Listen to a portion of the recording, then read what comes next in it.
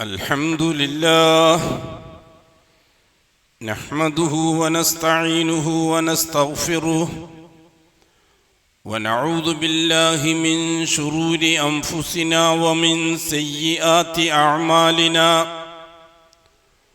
من يهده الله فلا مضل له ومن يضلل فلا هادي له وأشهد أن لا إله إلا الله وحده لا شريك له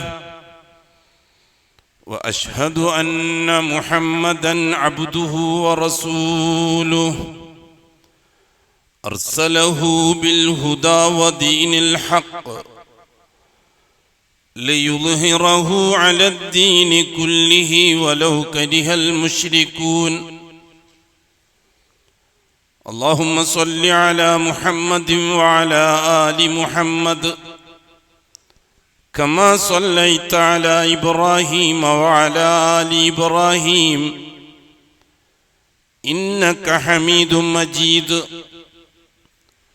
اللهم بارك على محمد وعلى آل محمد كما باركت على إبراهيم وعلى آل إبراهيم في العالمين إنك حميد مجيد. عباد الله، أوصيكم ونفسي أولا بتقوى الله. يا أيها الذين آمنوا اتقوا الله حق تقاته ولا تموتن إلا وأنتم مسلمون.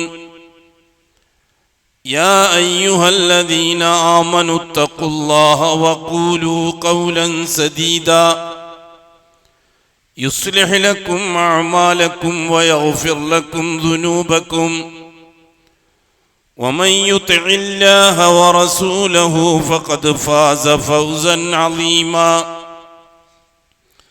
يا أيها الناس اتقوا ربكم الذي خلقكم من نفس واحدة وخلق منها زوجها وبث منهما رجالا كثيرا ونساء واتقوا الله الذي تساءلون به والأرحام إن الله كان عليكم رقيبا. أما بعد فإن أصدق الحديث كتاب الله وخير الهدي هدي محمد صلى الله عليه وسلم وشر الأمور محدثاتها وكل محدثة بدعة وكل بدعة ضلالة وكل ضلالة في النار. അല്ലാഹുവിന്റെ സത്യവിശ്വാസികളായ അടിമകൾ തഖ്വയുള്ളവരായി ജീവിക്കുകയും അതുവഴി ദുനിയാവിലും ആഖിറത്തിലും അല്ലാഹു പൊരുത്തപ്പെടുന്ന ജീവിതം സമ്പാദിക്കുകയും ചെയ്യണമെന്ന് ആദ്യമായി എന്നോടും തുടർന്ന് നിങ്ങൾ ഓരോരുത്തരോടും വസിയത്ത് ചെയ്തു. അല്ലാഹു സുബ്ഹാനഹു വ തആല ഒരു വ്യക്തിയുടെ ദീൻ സഹീഹായി കിട്ടുന്നതിന് ഷർത്താക്കി വെച്ചിരിക്കുന്ന ഒന്നാമത്തെ കാര്യം ഷഹാദത്ത് സഹീഹാക്കുക എന്നതാണ്. ഷഹാദത്ത് സഹിയാകാത്ത കാലത്തോളം നിസ്കാരം, നോമ്പ്, സക്കാത്ത്, ഹജ്ജ് അതേപോലെയുള്ള അഅമാലുകളൊന്നും സഹിയാകുകയില്ല.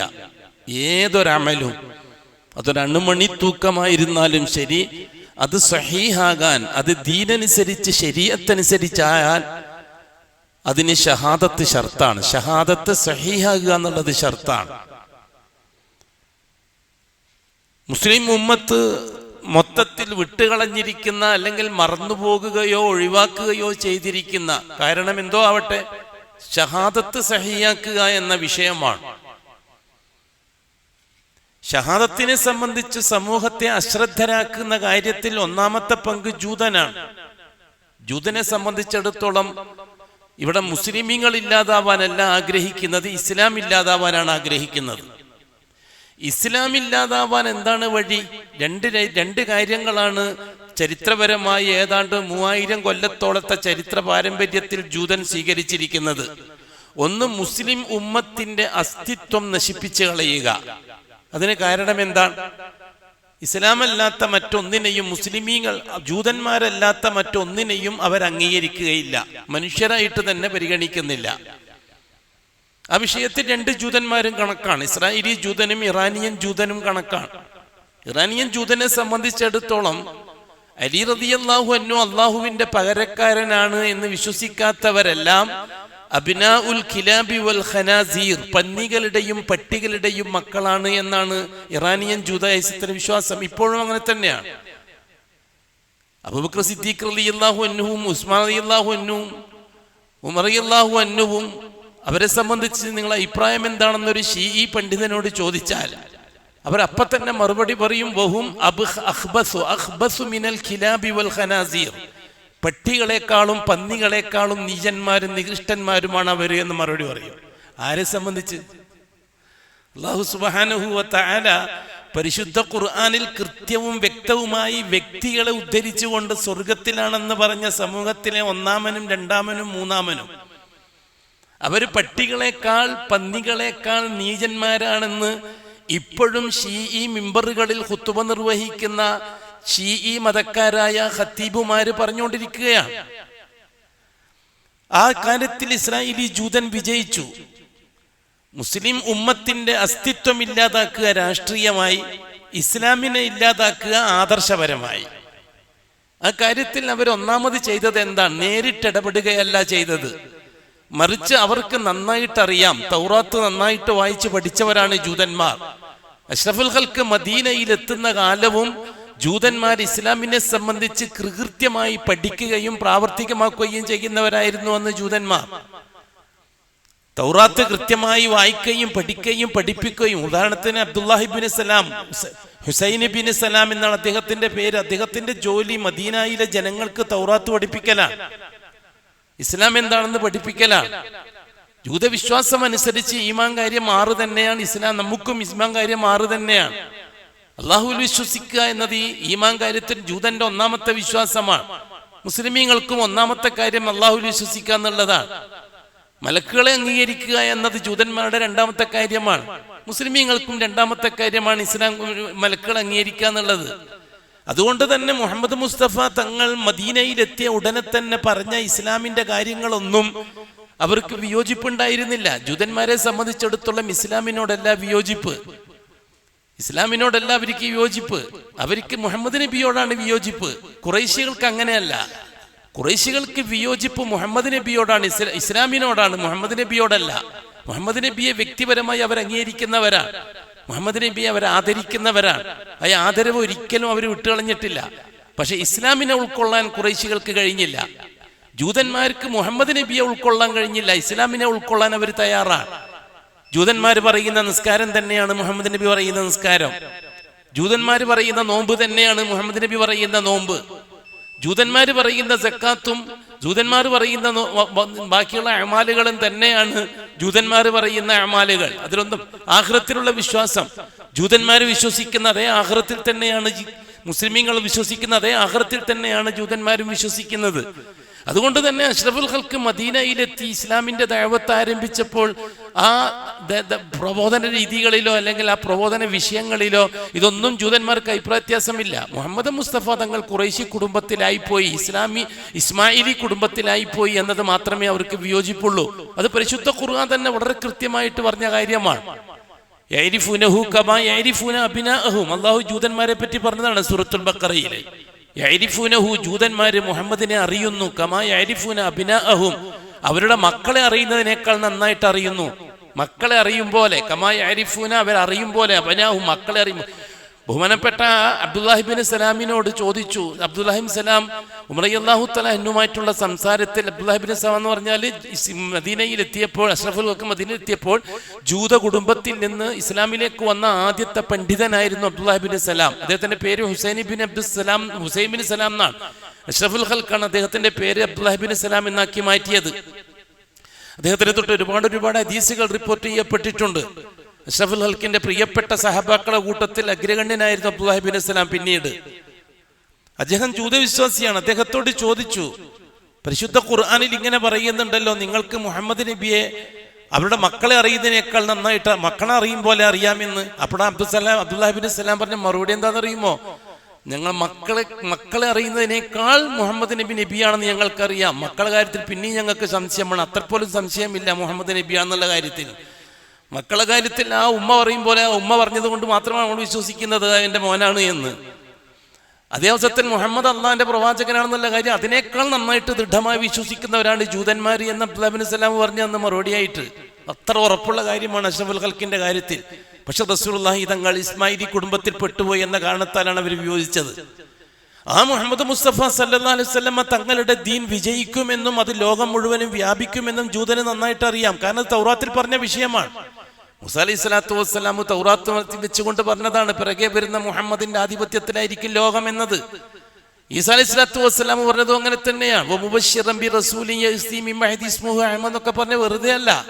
500 കൊല്ലം മുമ്പ് അഷ്റഫുൽ ഖൽക്ക് ജനിക്കുന്നതിന്റെ 500 കൊല്ലം മുമ്പ് ഈസാ അലൈഹി സ്വലാത്തു വസ്സലാം പറഞ്ഞതും അഷ്റഫുൽ ഖൽക്ക് ജനിക്കുന്നതിന്റെ ഏതാണ്ട് 2000 കൊല്ലം മുമ്പ് മൂസാ അലൈഹി സ്വലാത്തു വസ്സലാം പറഞ്ഞതും ഒക്കെ ഈ മുഹമ്മദ് മുസ്തഫ തങ്ങളുടെ റിസാലത്തിനെ സംബന്ധിച്ചാണ്.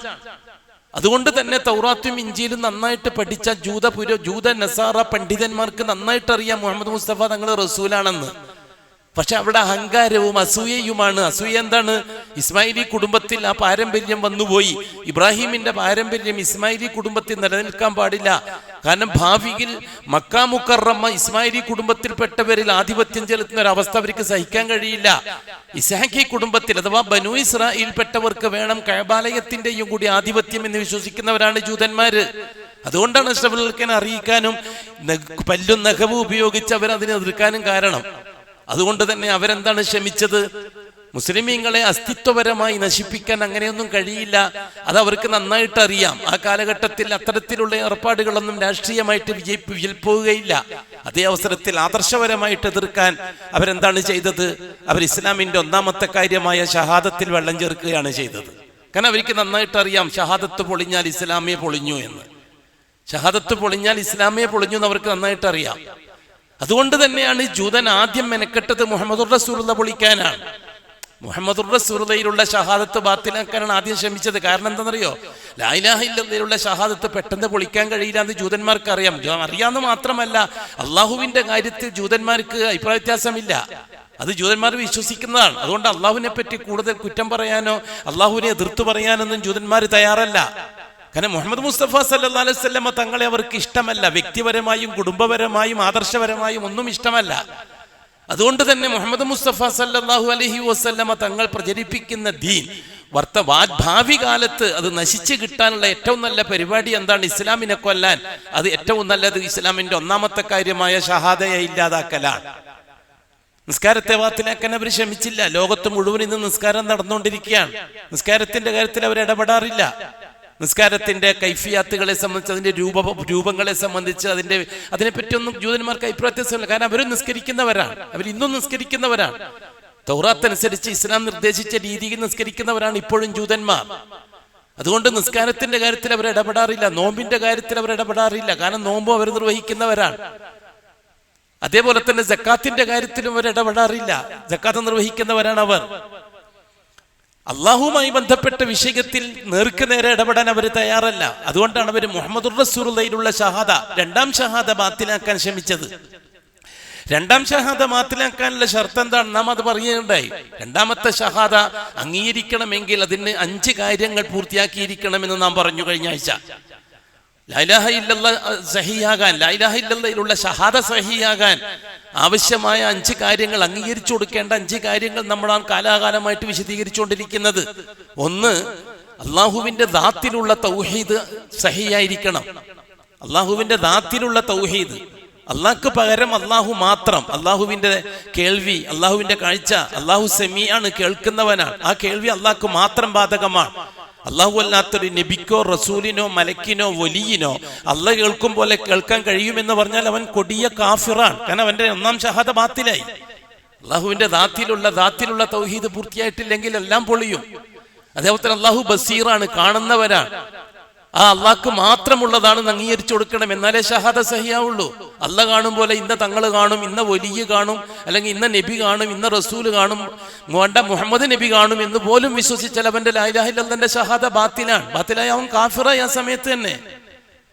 അപ്പൊ അള്ളാഹുവിന്റെ ദാത്ത്, അള്ളാഹുവിന്റെ അസ്തിത്വം എങ്ങനെയാണോ അള്ളാഹ് പറഞ്ഞിരിക്കുന്നത് അങ്ങനെ അതിന് തുല്യമായിട്ട് വേറെ ഒന്നും ഉണ്ടാകാൻ പാടില്ല. ലൈസ കമിസ്ലിഹി ഷൈ, അള്ളാഹുവിന്റെ തുല്യം, അള്ളാഹുവിന്റെ കൈക്ക് തുല്യം, കാലിന് തുല്യം, അള്ളാഹുവിന്റെ തടിക്ക് തുല്യം, അള്ളാഹുവിന്റെ സംസാരത്തിന് തുല്യം കലാം, അള്ളാഹുവിന്റെ കേൾവിക്ക് തുല്യം, അള്ളാഹുവിന്റെ കാഴ്ചക്ക് തുല്യം. അത് അള്ളാഹ്ക്ക് മാത്രം അവകാശപ്പെട്ടതാണ്. കൈഫ് എങ്ങനെ, അള്ളാഹു ആലം. മിസിൽ ഉദാഹരണം, അള്ളാഹു ആലം.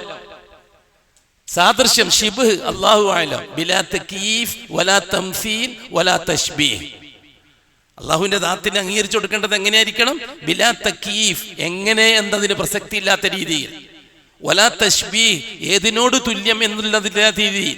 വലാ തംസീൽ, എന്നതുപോലെ എന്ന ഒന്നുമില്ല. വലഹുൽ മസലുൽ അഅ്ല, അള്ളാഹ്ക്ക് മാത്രം അവകാശപ്പെട്ട ഒരു ഉദാഹരണമുണ്ട്. അത് അള്ളാഹ്ക്ക് മാത്രമേ ഉള്ളൂ. അതെങ്ങനെയെന്ന് ചോദിച്ചാൽ നമുക്കറിയില്ല. ഇതാണ് അഹ്ലുസുന്നത്തി വൽ ജമാഅത്തിന്റെ അഖീദ.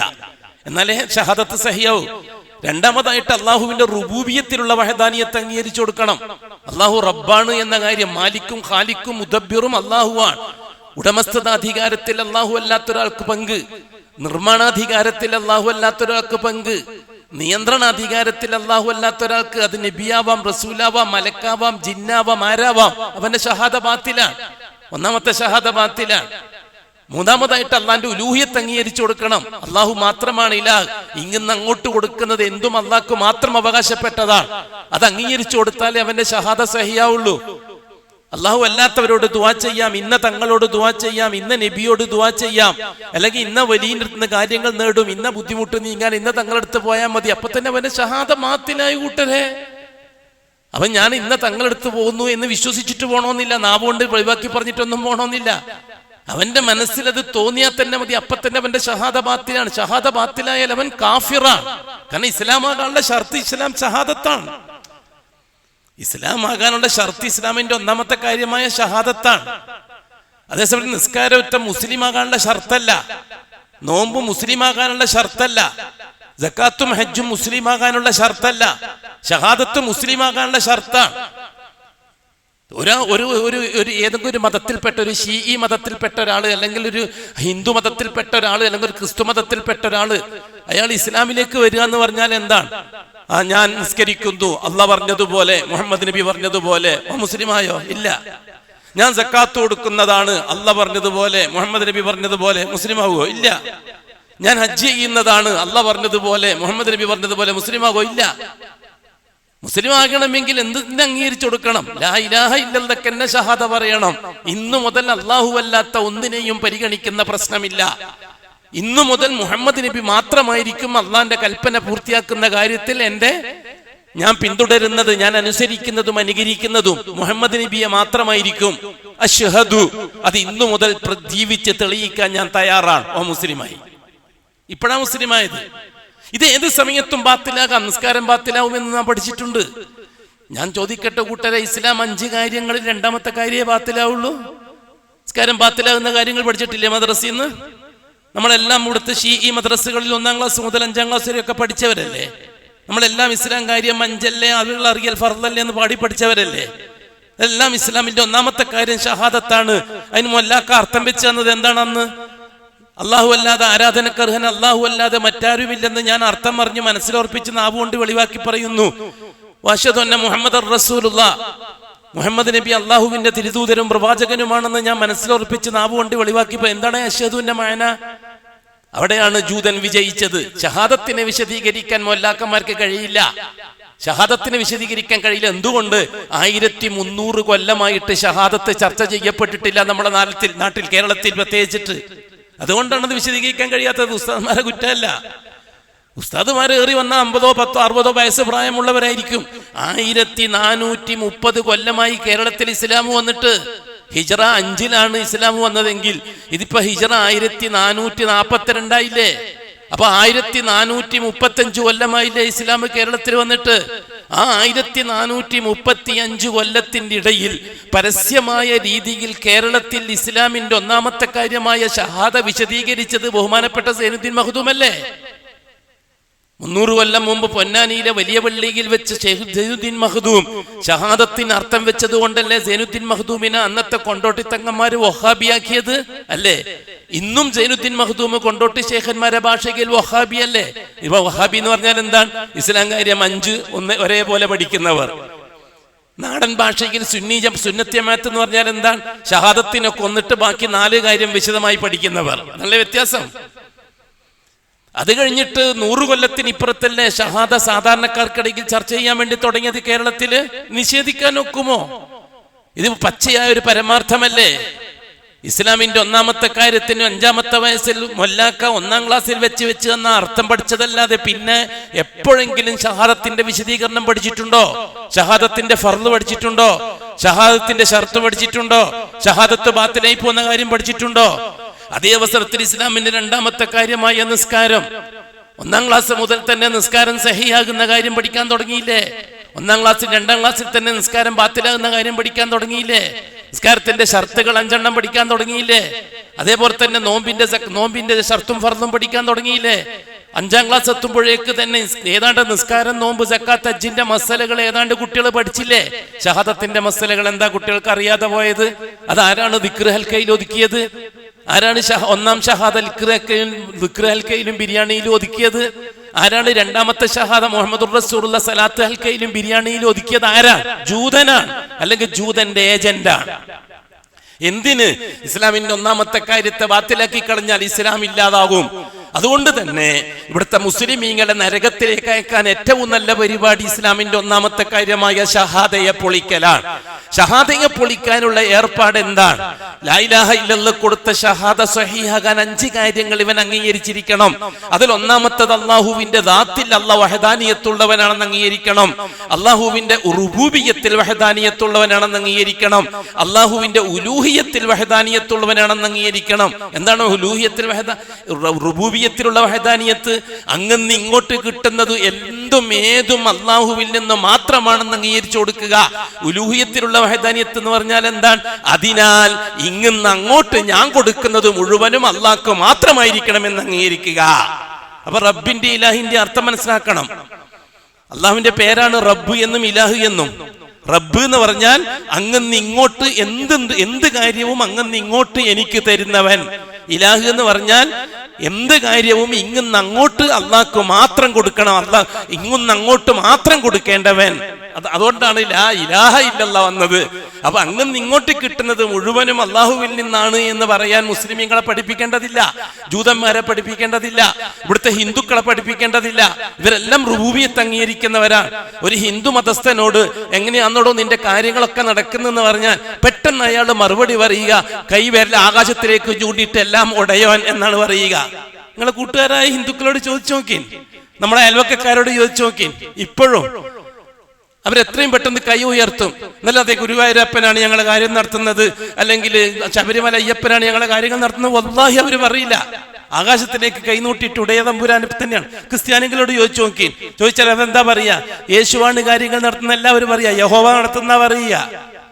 ജൂതന്മാരോട് ചോദിച്ചു നോക്കിയാൽ അവരും അള്ളാഹു നടത്തുന്ന പറയുക. റുബൂബിയത്തിന്റെ കാര്യത്തിലൂടെ ഏത് മതക്കാർക്കാണ് അഭിപ്രായ വ്യത്യാസം? നിരീശ്വരവാദികളും യുക്തിവാദികളും, ചെറിയൊരു ന്യൂനപക്ഷം മാനസിക രോഗികൾ വിട്ടേക്കിൻ. 1100 കോടി ജനങ്ങളുണ്ട് ഭൂമിയിൽ. അതിൽ എത്ര പേരാണ് യുക്തിവാദികൾ? ഇവിടുത്തെ മീഡിയകൾ യുക്തിവാദികൾക്കും അതേപോലെ തന്നെ നിരീശ്വരവാദികൾക്കും ഭരണകൂടത്തിന്റെ സപ്പോർട്ടോടെ മാർക്കറ്റ് കൊടുക്കുന്നു എന്നതുകൊണ്ട് എന്ന് പറയേണ്ട ആവശ്യമൊന്നുമില്ല. മറ്റവരെ സംബന്ധിച്ച് ഇന്ന് ലോകത്തിന്റെ കഥയെടുക്കാകെ പടിഞ്ഞാറൻ രാജ്യത്തിന്റെ കഥയെടുക്കിൻ. പടിഞ്ഞാറൻ രാജ്യത്തിൽ 90% ജനങ്ങളും അള്ളാഹുവിനെ അംഗീകരിച്ച് ജീവിക്കുന്നവരാണ്. 10% മാത്രമേ ജൂത, ക്രൈസ്തവ, അതേപോലെ തന്നെ കമ്മ്യൂണിസ്റ്റ് വ്യവസ്ഥിതികളെ അംഗീകരിക്കുന്ന പടിഞ്ഞാറൻ രാജ്യങ്ങളിലെ ജനങ്ങൾ 90% അള്ളാഹു റബ്ബാണെന്ന് അംഗീകരിക്കുന്നവരാണ്. വളരെ ചെറിയ ശതമാനം മാത്രമേ മേൽപ്പറയപ്പെട്ട വിശ്വാസത്തിലേക്ക് പോകുന്നുള്ളൂ. അത് ലോകത്തിന്റെ ഇന്നത്തെ അവസ്ഥയാണ്. നിങ്ങൾ എന്താ മനസ്സിലാക്കിയത്? വെറുതെയാണ് ലോകത്ത് ഇസ്ലാമിനെതിരായി, ഇസ്ലാമിനെ കൊല്ലാനും ഇസ്ലാമിനെ തകർക്കാനും മീഡിയകൾ സംശാന്ത പരിശ്രമം നടത്തുന്നത് തമാശയാണെന്നാണോ കരുതിയത്? കാരണം അത്രമാത്രം എന്തുകൊണ്ട് 19-ാം നൂറ്റാണ്ടിൽ അല്ലെങ്കിൽ 18-ാം നൂറ്റാണ്ടിലൊന്നും ദീനുൽ ഇസ്ലാമിന് ആ രീതിയിലുള്ള ബുദ്ധിമുട്ടുകൾ അനുഭവിക്കേണ്ടി വന്നില്ല? അന്ന് ഇസ്ലാമു ലോകത്തില്ല. അതുകൊണ്ട് 18-19 നൂറ്റാണ്ട് കാലം ഇസ്ലാമു ലോകത്തില്ല. 19-ാം നൂറ്റാണ്ടിന്റെ അവസാനത്തോടു കൂടിയല്ലേ ദീനുൽ ഇസ്ലാമിന്റെ പ്രൊപ്പഗണ്ട ലോകത്തുണ്ടാകാൻ തുടങ്ങിയത്. 18-ാം നൂറ്റാണ്ടുകാരനല്ലേ ശൈഖുൽ ഇസ്ലാം ഇബ്നു അബ്ദുൽ വഹാബ് റഹിമഹുല്ലാ. അതുമുതലല്ലേ ദീനുൽ ഇസ്ലാം എന്താണെന്നും അതിന്റെ അടിസ്ഥാനം എന്താണെന്ന് ലോകം ചർച്ച ചെയ്യാൻ തുടങ്ങിയത്. ഷിയാക്കൾക്കിടയിൽ പോലും ഇസ്ലാം ചർച്ച ചെയ്യാൻ തുടങ്ങിയത് ഇബ്നു അബ്ദുൽ വഹാബ് റഹിമഹുല്ലാന്റെ കാലത്തിന് ശേഷമല്ലേ. അതുകൊണ്ടല്ലേ 18, 16, 17 കുരിശ് വിപ്ലവം കഴിഞ്ഞ് 16, 17 നൂറ്റാണ്ട് കാലം ഇസ്ലാമിനെ ദ്രോഹിക്കാൻ ആരും ഉണ്ടായിട്ടില്ല. ആദർശപരമായിട്ട് മുസ്ലിമീങ്ങളെ കൊന്നിട്ട് രാജ്യം പിടിച്ചെടുത്തിട്ട് ഭൂമിയുടെ വീതി വിസ്താരം കൂട്ടാനേ മെനക്കെട്ടിട്ടുള്ളൂ, ഇസ്ലാമിനെ കൊല്ലാൻ മെനക്കെട്ടിട്ടില്ല. അതേസമയം ഇന്നങ്ങനെയല്ല. ഇന്ന് ലോകം മുഴുവനും ഇസ്ലാമിന്റെ ഇതിലാണ്. എന്താ കാര്യം? അത്രമാത്രം പുരോഗതിയിലാണ് ഇന്ന് ദീനുൽ ഇസ്ലാം. അതുകൊണ്ടാണ് ഏതെങ്കിലും ഒരു പർദ്ദയിട്ട പെണ്ണ് എന്തെങ്കിലും കുറ്റക്കെട്ട് കളിച്ചാൽ മീഡിയകൾ മുഴുവനും പർദ്ദയിട്ട പെണ്ണാണ്. അപ്പുറത്തുള്ളവർ കളിച്ചാൽ ആയിരക്കണക്കിനായതുകൊണ്ട് മീഡിയക്കാർക്ക് വലിയ കാര്യമല്ല. അതുകൊണ്ടാണത്. നമ്മൾ അങ്ങനെയാണ് മനസ്സിലാക്കേണ്ടത്. ഒരു പർദ്ദയിട്ട പെണ്ണെ കാണുമ്പോൾ തന്നെ ഇസ്ലാമും മുസ്ലിം അല്ല ഇങ്ങനെയാണെന്ന് ചില നവമാത്ര മുസ്ലിമീങ്ങൾ പറയുന്നുണ്ട്, നമ്മൾ കേൾക്കാറുണ്ട്. ഇസ്ലാം എന്താണെന്നറിയാത്ത ചില മൗലിയാമാരും പറയാറുണ്ട്. ഇല്ല, ഒരിക്കലും ഇല്ല. 1000 അപ്പുറത്തുണ്ടാകുമ്പോൾ 1 or 2 ആണ് ഇപ്പുറത്തുണ്ടാകുന്നത്. ആ 1നെയും 2നെയും എടുത്ത് ഉദ്ധരിച്ചിട്ടാണ് മീഡിയകൾ പ്രൊപ്പഗണ്ട നടത്തുന്നത്. വളരെ കൃത്യമായി നാം മനസ്സിലാക്കിയിരിക്കണം. അത്രമാത്രം ദീനുൽ ഇസ്ലാം അതിന്റെ പുരോഗതിയിലാണ്. നമ്മൾ കേരളക്കാര് മാത്രം സംഘടനാപരമായി ആശയവിനിമയങ്ങൾ, അഭിപ്രായ വ്യത്യാസങ്ങൾ ഉണ്ടായി അപ്പുറത്തും ഇപ്പുറത്തും പറഞ്ഞു നടക്കുന്നത് കൊണ്ടാണ് ഇസ്ലാമിന് മുന്നേറാൻ കഴിയാത്തത്. അല്ലെങ്കിൽ 100 കൊല്ലം കൊണ്ട് ഈ കേരളത്തിലെ ഷിയാക്കളിൽ മഹാഭൂരിപക്ഷവും ഇസ്ലാമിലേക്ക് വരണമായിരുന്നു മറ്റു രാജ്യങ്ങളിൽ വന്നതുപോലെ. വടക്കേ ഇന്ത്യ പോലും നിങ്ങൾ നോക്കി 16, 17 നൂറ്റാണ്ട് കാലത്തെ അവസ്ഥ എന്താണ്? വടക്കേ ഇന്ത്യയിൽ ഇവിടുത്തെ മുസ്ലിമീങ്ങളുടെ അവസ്ഥ എന്താണ്? അതേ അവസരത്തിൽ 19-ാം നൂറ്റാണ്ടിന് ശേഷം ഇബ്നു അബ്ദുൽ വഹാബ് റഹിമഹുല്ലാന്റെ ശിഷ്യത്വം സ്വീകരിച്ച് ശിർക്കത്ത് സ്വീകരിച്ച ഷാഹി ദഹ്ലവി ദില്ലി കേന്ദ്രമാക്കിക്കൊണ്ട് ഹദീസ് പഠനം ആരംഭിച്ചു, തൗഹീദിന്റെ പ്രബോധനം ആരംഭിച്ചു. 19-ാം നൂറ്റാണ്ടിന്റെ തുടക്കത്തിൽ തന്നെ ദഹ്ലവി റഹിമഹുല്ലാന്റെ അശ്രാന്ത പരിശ്രമത്തിന് അനുകൂലമായി വടക്കേ ഇന്ത്യയിലെ ജനങ്ങളിൽ ഇസ്ലാം എന്താന്ന് മനസ്സിലാക്കി തുടങ്ങി. ബ്രിട്ടീഷ് ഭരണകൂടം ദഹ്ലവിയെ വിട്ടില്ല. ദഹ്ലവിന്റെ ഈ പോക്ക് അപകടമാണെന്ന് മണത്തറിഞ്ഞ ബ്രിട്ടീഷ് ഭരണകൂടം ദഹ്ലവിക്കെതിരായിട്ട് ബറേലവി ഷീഈ സമൂഹത്തെ തിരിച്ചുവിടുകയാണ് ചെയ്തത്. പക്ഷെ ആ ദഹ്ലവി അള്ളാഹു കബൂലാക്കി. ആ തർത്തീബിലല്ലേ, ദഹ്ലവി തർത്തീബിലല്ലേ അഹ്ലെ ഹദീസ് ഉണ്ടായി വടക്കേ ഇന്ത്യയിൽ.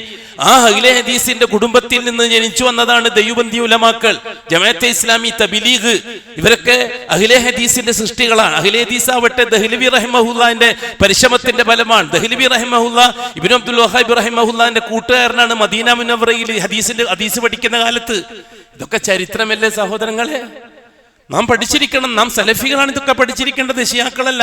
ഷിയാക്കളെ സംബന്ധിച്ചിടത്തോളം ഷഹാദത്ത് ബാത്തിലാക്കി, നിസ്കാരം, നോമ്പ്, സക്കാത്ത്, ഹജ്ജ് മുതലായവ നിലനിർത്തി, അവരുടെ താല്പര്യമനുസരിച്ച് നിലനിർത്തി. ഷഹാദത്തിനെ ഇല്ലാതാക്കി തൽസ്ഥാനത്തിൽ ലാ ഇലാഹ ഇല്ലല്ലാഹ്ക്ക് പകരം ഔലിയാക്കളും മുഹമ്മദുർ റസൂലുള്ളാഹിക്ക് പകരം സൂഫി ശൈഖന്മാരും. അതാണ് ഷിയാക്കളെ പോളിസി. അതുകൊണ്ട് തന്നെ ലാ ഇലാഹ ഇല്ലല്ലാഹ്ന്റെ കാര്യത്തിൽ ഷിയാക്കളെ മെനക്കെടുത്ത് നിങ്ങൾ വിചാരിക്കേണ്ട. സെൽഫികൾ ഈ രീതിയിലുള്ള മൗനമോ അല്ലെങ്കിൽ ഈ രീതിയിലുള്ള മെല്ലപ്പോക്കോ സ്വീകരിച്ചു കഴിഞ്ഞാൽ എന്താ സംഭവിക്കുക? പഴയകാല ജഹാലത്തിലേക്ക് കേരളം വീണ്ടും തിരിച്ചു പോകും. ഞാൻ പണ്ടേ പറയാറുണ്ട്, ഇസ്ലാമിന്റെ ദഅവത്തിന് ഇത്ര ബുദ്ധിമുട്ടുള്ള ഒരു രാജ്യം കേരളം പോലെ വേറെ രാജ്യമില്ല. ഭൂലോകത്ത് കേരളം പോലെ ഇസ്ലാം ദഅവത്ത് ചെയ്യാൻ ബുദ്ധിമുട്ടുള്ള ഒരു രാജ്യം വേറെ ഇല്ല. കാരണം അത് വടക്കേ ഇന്ത്യ സാക്ഷിയാണ്. വടക്കേ ഇന്ത്യയിലെ അവസ്ഥ സാക്ഷിയാണ് അതിന്. ഹദീസിന്റെ പഠനത്തിൽ വടക്കേ ഇന്ത്യയിൽ അല്ലാഹു തആല നക്ഷത്രങ്ങളെ തെരഞ്ഞെടുത്തു.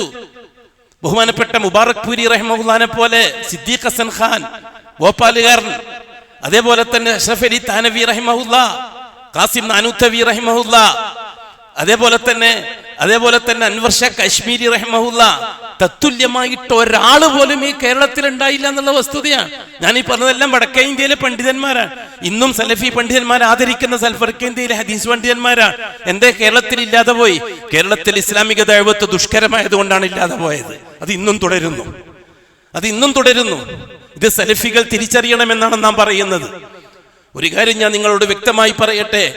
എന്നെ സംബന്ധിച്ചിടത്തോളം ആരുടെയെങ്കിലും വാലായിട്ടോ ആരുടെയെങ്കിലും പ്രൊപ്പഗണ്ടക്കാരനായിട്ടോ പോകാൻ ഞാൻ ഇഷ്ടപ്പെടുന്നില്ല.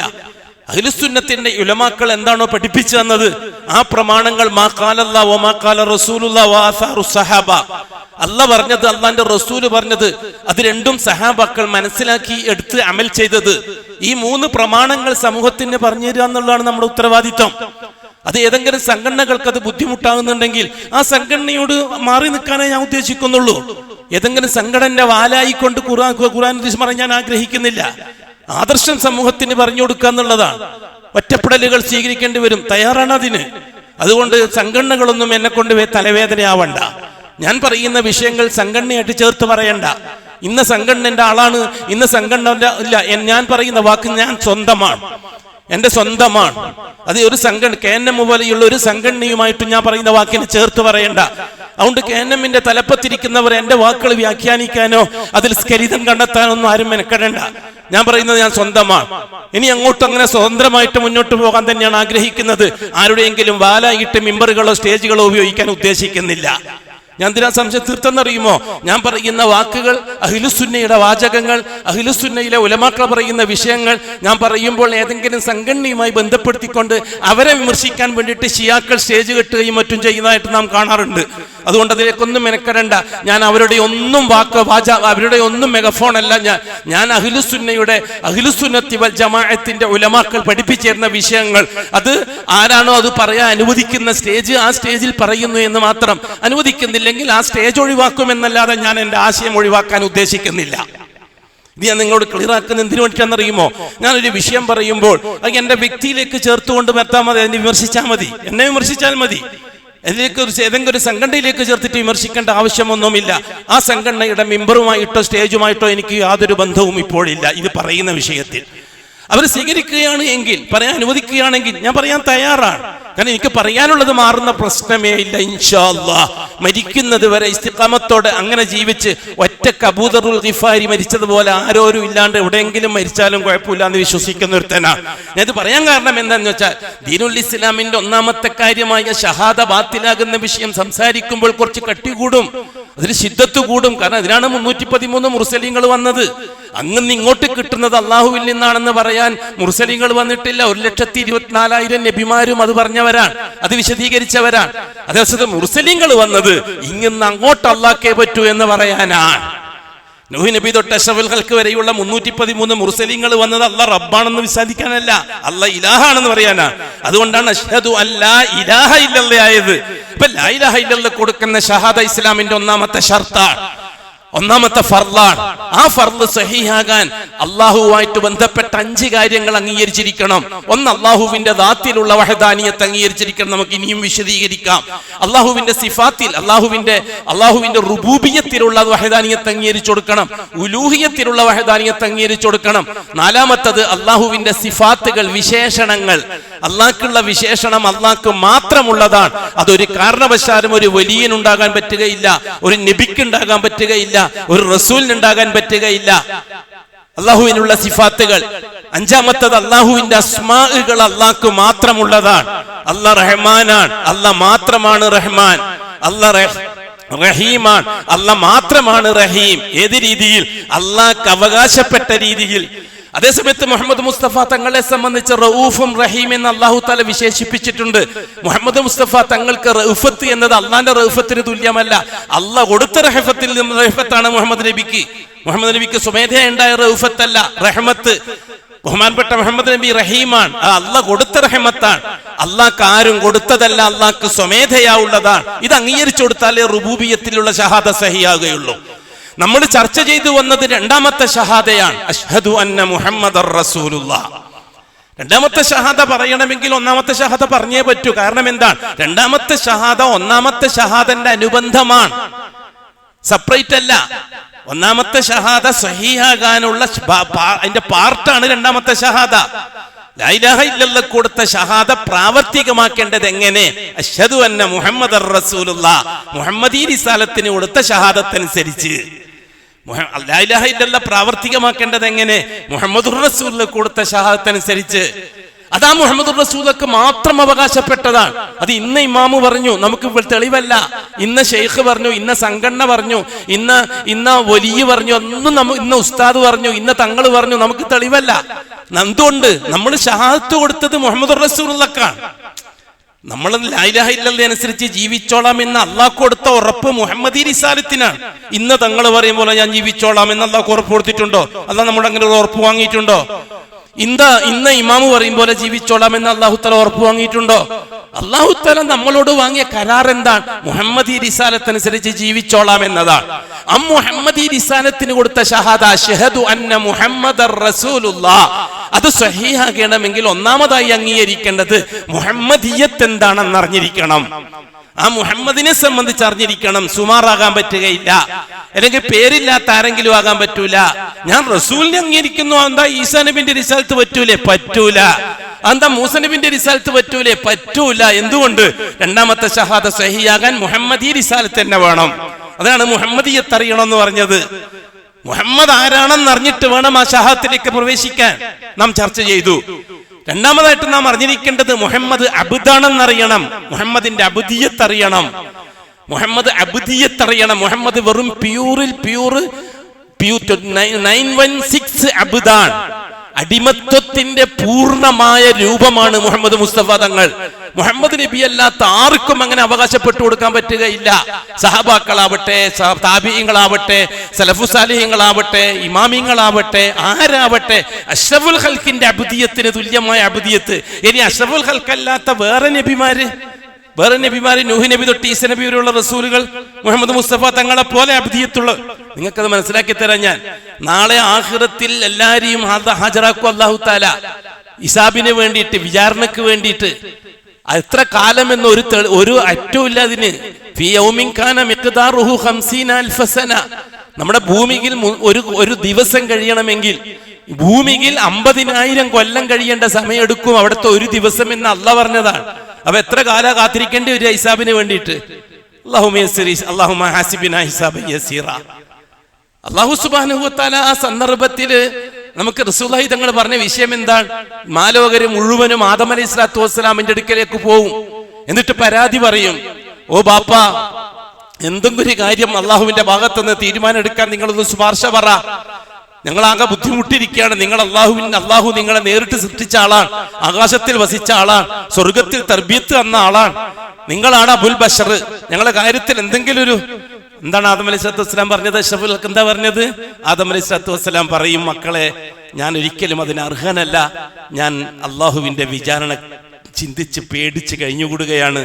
ഞാൻ ആ പഴം പറിച്ചതിന്റെ പേരിൽ അള്ളാഹു എനിക്ക് ഭൂമിയിൽ പുറത്തു തന്നത് ശരിയാണ്, ഇവിടെ വല്ല നടപടിയും ഉണ്ടാകുമോ എന്ന് എനിക്ക് പേടിയുണ്ട്. അതുകൊണ്ട് എന്നെ കൊണ്ടത് പറ്റൂല. മക്കളെ, നിങ്ങളൊരു കാര്യം ചെയ്യും, ആദ്യത്തെ റസൂലായ നൂഹിന്റെ അടുക്കലൊന്ന് പോയി നോക്കിൻ. ആദം അലൈഹിസ്സലാത്തു വസ്സലാം മാറും. എന്താ കാര്യം? അബ്ദിയത്ത് പൂർണ്ണമല്ല, അതുകൊണ്ട് നിങ്ങൾ എന്താണ് അബ്ദിനെ പറ്റി മനസ്സിലാക്കിയത്? അടിമ എന്ന് മലയാളത്തിൽ പറഞ്ഞിട്ടുള്ള കാര്യം. അടിമ എന്ന് മലയാളത്തിൽ പറഞ്ഞുകൊണ്ടാ നമുക്കൊന്നും തിരിയാതെ പോയത്. അബ്ദിയത്ത് എന്ന് പറഞ്ഞാൽ എന്താണ്? സർവസ്വവും അല്ലാഹുവിൽ അർപ്പിച്ചവൻ. ബഹുമാനപ്പെട്ട നൂഹ് നബിയുടെ അടുക്കലേക്ക് പോയപ്പോ നൂഹ് നബിക്കും പറയാനുള്ളത്, മക്കളെ, എന്നെ കൊണ്ട് പറ്റൂല. ഞാൻ എന്റെ ഖൗമിന് എതിരായിട്ട് ദുആ ചെയ്ത ആളാണ്. ലാ തദർ അലൽ അർളി മിനൽ കാഫിരീന ദയ്യാറ. ജാറത്തിൽ പോകുന്നവരെ മുഴുവനും, ജാറക്കാരെ മുഴുവനും നീ നശിപ്പിച്ച് കളയണമെന്ന് എന്റെ അള്ളാഹുവിനെ ഞാൻ ദുആ ചെയ്തിട്ടുണ്ട്. അള്ളാഹു ആവട്ടെ കാരുണ്യത്തിന്റെ അള്ളാഹുവാണ്, കരുണയുടെ അള്ളാഹ്. എല്ലാരെയും രക്ഷപ്പെടുത്താനുള്ള വഴി പറഞ്ഞു കൊടുക്കാനാണ് എന്നെ റസൂലാക്കി അയച്ചത്, നശിപ്പിക്കാനല്ല. പക്ഷെ ഞാൻ എന്റെ വികാരം, എന്റെ വിഷമം കൊണ്ട് ഞാൻ അത് പറഞ്ഞു. അള്ളാഹു എന്ത് നടപടിയാണ് എടുക്കാന്ന് എനിക്കറിയില്ല. അതുകൊണ്ട് നിങ്ങളൊരു കാര്യം ചെയ്യും, ഇബ്രാഹിമിന്റെ അടുക്കലേക്ക് പോയി നോക്കും. അതൊന്നും മുറിയില്ലേ? എന്താ കാര്യം? അബ്ദിയത്ത് പൂർണ്ണമല്ല. ഇബ്രാഹിം അലൈഹിസ്സലാത്തു വസ്സലാം പറയും, മക്കളെ, എന്നെ കൊണ്ട് പറ്റൂല, ഞാനും പേടിച്ചിരിക്കുകയാണ്. ഞാൻ 1-2 വാക്കുകൾ എന്റെ ജീവിതത്തിൽ ഉപയോഗിച്ചു പോയിട്ടുണ്ട്. ഒന്ന്, എല്ലാരും ജാറത്തിലെ ഉത്സവത്തിന് വേണ്ടി, ഉറൂസിന് വേണ്ടിയിട്ട് പോകുമ്പോൾ എന്നെ ക്ഷണിച്ചു നാട്ടുകാര്. അപ്പൊ ഞാൻ പറഞ്ഞു, ഇന്നി സഖീം, ഞാൻ രോഗിയാണെന്ന്. എനിക്കൊരു രോഗവുമില്ല, ഒരു ജലദോഷം പോലും എനിക്കില്ല, പക്ഷെ എന്റെ മനസ്സിന് രോഗമുണ്ട്. എല്ലാരും ജാറത്തിൽ, അള്ളാഹു മാത്രം എന്ന് പറയാൻ ആരുമില്ല. ആ വിഷമം എനിക്കുണ്ട്. അങ്ങനെയാണ് ഞാൻ പറഞ്ഞത്. പക്ഷേ ഞാൻ ഉപയോഗിച്ച വാക്ക് സഖീം എന്നാണ്. അതേപോലെ തന്നെ ഞാൻ എന്റെ ഭാര്യ സാറാനെയും കൊണ്ട് നാടുവിട്ടപ്പോൾ, സിറിയയിലേക്ക് നാടുവിട്ടപ്പോൾ, നാട്ടുരാജാക്കന്മാരുടെ കൂട്ടത്തിൽ ഒരാൾ എന്നെ പിടിച്ചു. എന്റെ ഭാര്യയെ സ്വന്തമാക്കാൻ വേണ്ടി മെനക്കെട്ടു. ആരാണെന്ന് ചോദിച്ചപ്പോൾ എന്റെ സഹോദരിയാണെന്ന് ഞാൻ പറഞ്ഞു. ഭാര്യ എന്ന് പറഞ്ഞാൽ എല്ലാ ഭാര്യമാരെ മാത്രമേ രാജാവ് ബുദ്ധിമുട്ടിക്കുള്ളൂ, ഉമ്മാനെയും പെങ്ങന്മാരെയും ബുദ്ധിമുട്ടിക്കൂല. അതുകൊണ്ട് ഞാൻ പെങ്ങൾ എന്ന് പറഞ്ഞത് ഞാൻ ആദർശത്തിന്റെ പേരിൽ പറഞ്ഞതാണ്. ഇന്നമൽ മുഅ്മിനൂന ഇഖ്വ, ആ ആദർശത്തിന്റെ പേരിൽ പറഞ്ഞതാണ്, വേറൊന്നുമല്ല. എന്നാലും എനിക്ക് പേടിയാവുന്നു. ആ വാക്ക് അല്ലാഹു തആല എടുത്തു പറഞ്ഞെങ്കിലോ. എങ്ങനെയുണ്ട് ഈസാബിനെ പേടിക്കുന്ന രീതി? അതുകൊണ്ട് നിങ്ങളൊരു കാര്യം ചെയ്യും, ഈസാ പ്രവാചകന്റെ അടുക്കലേക്ക് പോ. അള്ളാഹ്ക്ക് ഏറ്റവും ഇഷ്ടപ്പെട്ട പ്രവാചകനാണ്. അള്ളാഹുവിന്റെ അടുക്കൽ ഒരുപാട് കാലം താമസിച്ചിട്ട് വരുന്ന ആളാണ്. ഈസാ അലൈഹിസ്സലാത്തു വസ്സലാം എന്താ പറയാ? അത് പരിശുദ്ധ ഖുർആൻ തന്നെ പറഞ്ഞിട്ടുണ്ടല്ലോ. അല്ലാഹു തആല ചോദിക്കാനിരിക്കുകയാണ് ഈസാ അലൈഹിസ്സലാത്തു വസ്സലാമിനോട്, യാ ഈസ ഇബ്ന മറിയം അൻത ഖുൽത ലിന്നാസി ഇത്തഖിദൂനി വ ഉമ്മി ഇലാഹൈനി മിൻ ദൂനില്ലാ. അല്ലാഹുവിനെ കൂടാതെ എന്റെ ഉമ്മാനെയും എന്നെയും വിളിക്കണം നിങ്ങൾ എന്ന് നിങ്ങളോട് ഞാൻ പറഞ്ഞു. നീ പറഞ്ഞതാണോ ഈസ ജനങ്ങളോട്, ക്രിസ്ത്യാനികളോട്? ഈ ക്രിസ്ത്യാനി സമൂഹത്തോട് നീ പറഞ്ഞതാണോ? ആ കൂട്ടത്തിൽ ഷിയാക്കളോടും ചോദിക്കും അല്ലാഹു തആല മൊയ്തീൻ ശൈഖുകളെ ഹാജരാക്കിയിട്ട്, ഓ മൊഹീദ്ദീൻ, നീയാണോ ഇവരോട് നിന്നെ വിളിക്കാൻ വേണ്ടി പറഞ്ഞത്? യാ ഗൗസി യാ മൊഹീദ്ദീൻ എന്ന് വിളിക്കാൻ പറഞ്ഞത്? ആ സമയത്ത് ഈസാ നബി പറയുന്ന അതേ മറുപടിയാണ് മൊഹീദ്ദീൻ ശൈഖും പറയുക. ഈസാ നബി എന്താ പറയാ? ഞാൻ അറിയില്ല അല്ലാഹുവേ, ഞാൻ പറഞ്ഞിരുന്നുവെങ്കിൽ, ഞാൻ അങ്ങനെ പറഞ്ഞിരുന്നുവെങ്കിൽ അത് നീ അറിയില്ല, നിന്റെ കിതാബിൽ ഉണ്ടാവുമല്ലോ അല്ലാഹുവേ. ഞാൻ പറഞ്ഞത് മുഴുവനും റബ്ബി വ റബ്ബുക്കുമുള്ള, ഞാൻ എന്റെയും നിങ്ങളുടെ റബ്ബ് അല്ലാഹുവാണ്, ഫഅ്ബുദു, ആ അല്ലാഹനെ മാത്രമേ വിളിക്കാവുന്ന ഞാൻ പറഞ്ഞിട്ടുള്ളൂ, വേറൊന്നും ഞാൻ പറഞ്ഞിട്ടില്ല. ഫലമ്മാ തവഫൈതനി, ഞാൻ മരിച്ചതിന്, ഞാൻ എന്റെ ജീവിതം പൂർത്തിയാക്കി ആകാശത്തിലേക്ക് പോയതിന് ശേഷം, ഫകുന്ത അൻത റഖീബ അലൈഹിം, അവരെ നിരീക്ഷിച്ചത് ഞാനല്ലല്ലോ അല്ലാഹുവേ, അവരെ നിരൂപിച്ചത് ഞാനല്ലല്ലോ, അവരെ നോക്കി കണ്ടത് ഞാനല്ലല്ലോ, നീയാണല്ലോ. ഞാൻ പോയതിനു ശേഷം അവരെന്താ ചെയ്തത് എനിക്കറിയേണ്ട ആവശ്യമില്ലല്ലോ അല്ലാഹുവേ. ഞാൻ ജീവിച്ചിരിക്കുന്ന സമയത്ത് മദുംതു ഫീഹിം, ഞാൻ അവരുടെ കൂട്ടത്തിലുള്ള സമയത്ത് ഞാൻ അതൊന്നും പറഞ്ഞിട്ടില്ല. ഈസാ അലൈഹി സ്വലാത്തു വസ്സലാം കൈവിടും, മൊയ്തീൻ ഖാരി ജീലാനിയും കൈവിടും, റിഫായി ശൈഖ് കൈവിടും, ബദരീങ്ങൾ കൈവിടും, മമ്പർത്തങ്ങൾ കൈവിടും, ഉള്ളാത്തങ്ങളും കൈവിടും. എല്ലാ തങ്ങന്മാരും കൈവിട്ടിട്ട് ഒറ്റക്ക് ആരും ഉണ്ടാവില്ല. ആ സമയത്താണ് ഷിയാക്കളെല്ലാം അള്ളാഹുവിനോട് പറയുക, ലൗലാ അഖർതനി ഇലാ അജലിൻ ഖരീബ്, റബ്ബി ലൗലാ അഖർതനി ഇലാ അജലിൻ ഖരീബ് ഫഅസ്സദ്ദഖ വഅകും മിനസ് സാലിഹീൻ. അല്ലാഹ്, ഇവന്മാരൊക്കെ കളവ് പറഞ്ഞതായിരുന്നു, ഞങ്ങൾ സാദത്തന വകുബറാന, ഞങ്ങൾ ഉസ്താദുമാർ പറയും പോലെ ഞങ്ങൾ കേട്ടുപോയി, ഞങ്ങൾ ഖത്തീബുമാർ പറയും പോലെ ഞങ്ങൾ കേട്ടുപോയി, അങ്ങനെയാണ് ഞങ്ങൾ കുത്തുബത്തിൽ പങ്കെടുത്തത്, അങ്ങനെയാണ് ഞങ്ങൾ മൗലൂദിലും ഖത്തീബിലും പങ്കെടുത്തത്. ഇപ്പൊ അവരെല്ലാം ഞങ്ങളെ പറ്റിച്ചു, അവരെല്ലാം ഒഴിവാകുകയാണ്, അവരൊന്നും അറിയില്ല എന്നാ പറയുന്നത്. അല്ലാഹ്, ഞങ്ങളത് ഒന്ന് ദുനിയാവിലേക്ക് മടക്കി അയച്ചതാ, കുറച്ചു കാലത്തേക്ക് ഞങ്ങൾ എന്തെങ്കിലും ചെയ്തിട്ട് നന്നായിട്ട് വന്നോളാം. ആ സമയത്ത് അല്ലാഹു തആല പറഞ്ഞ വാക്കെന്താ അറിയോ? ഇഖ്സൗ ഫീഹാ വലാ തുകല്ലിമൂൻ, മിണ്ടാതിരുന്നു കൊള്ളണം, തലകുത്തി മറിഞ്ഞുകൊള്ളണം, മിണ്ടിപ്പോവാൻ പാടില്ല എന്ന് പറഞ്ഞു. ലാ തുകല്ലിമൂൻ അലം യഅതികും നദീർ, നിങ്ങൾക്ക് മുന്നറിയിപ്പ് നൽകുന്ന ആള് വന്നിട്ടില്ലായിരുന്നോ?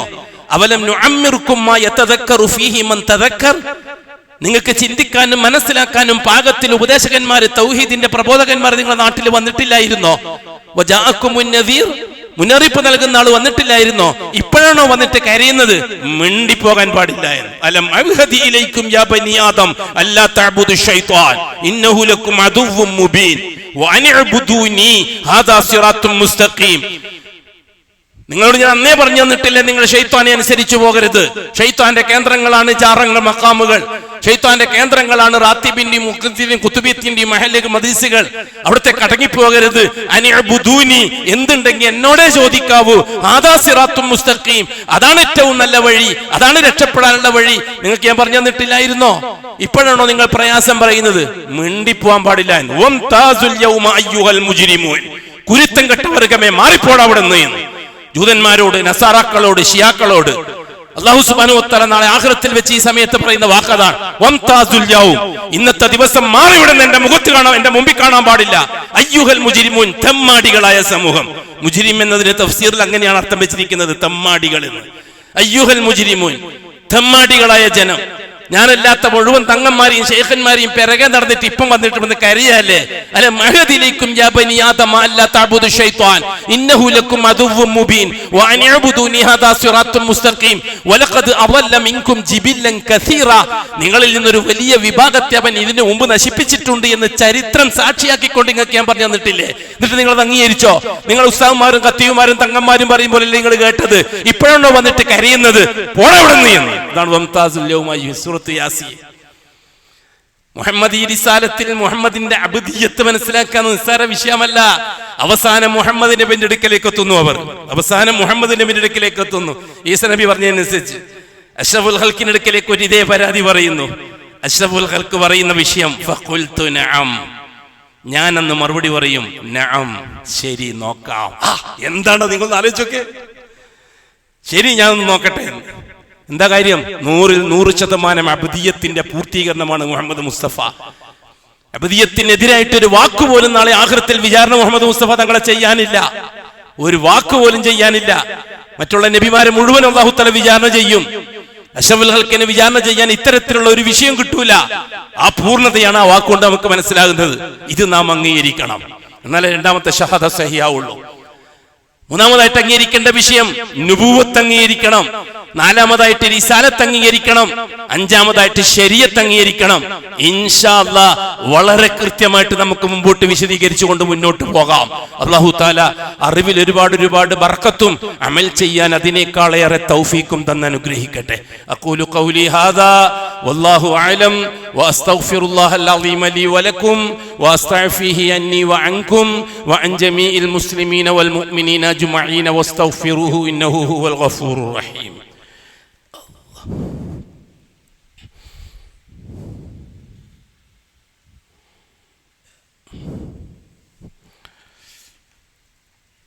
അൽഹംദുലില്ലാഹി റബ്ബിൽ ആലമീൻ വസ്സലാത്തു വസ്സലാമു അലാ അഷ്റഫിൽ മഖ്ലൂഖീൻ മുഹമ്മദിൻ വആലിഹി വസഹ്ബിഹി അജ്മഈൻ. ഇബാദല്ലാഹ് ഇത്തഖുല്ലാഹ ഹഖ്ക തുഖാതിഹി വലാ തമൂതുന്ന ഇല്ലാ വഅൻതും മുസ്ലിമൂൻ. സഹോദരങ്ങളെ, സഹോദരിമാരെ, രണ്ടാമത്തെ ഷഹാദയെ പറ്റിയാണ് നാം ചർച്ച ചെയ്തു കൊണ്ടുവരുന്നത്.